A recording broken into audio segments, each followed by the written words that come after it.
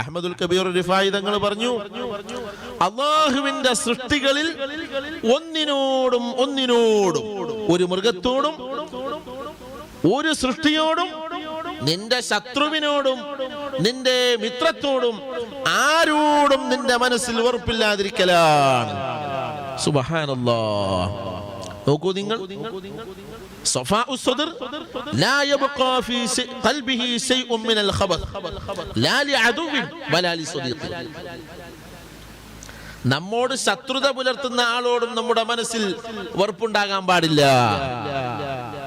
നമ്മുടെ വീട്ടിന് കല്ലെറിഞ്ഞ് ജനൽ പൊട്ടിച്ചാള്, നമ്മളെ കാറിന്റെ കാറ്റൊഴിച്ചാള്, നമ്മുടെ വീട്ടിലേക്കുള്ള വഴി തടസ്സപ്പെടുത്തിയാള്, നമ്മുടെ മകളുടെ കല്യാണം മുടക്കിയാള്, നിങ്ങളുടെ സൂപ്പർ മാർക്കറ്റിന്റെ ഫ്ലക്സ് ബോർഡ് കീറിയെറിഞ്ഞാള്, ഇങ്ങനെ എന്തൊക്കെ നിങ്ങൾ ചെയ്തോ, നിങ്ങളുടെ വീട്ടിലെ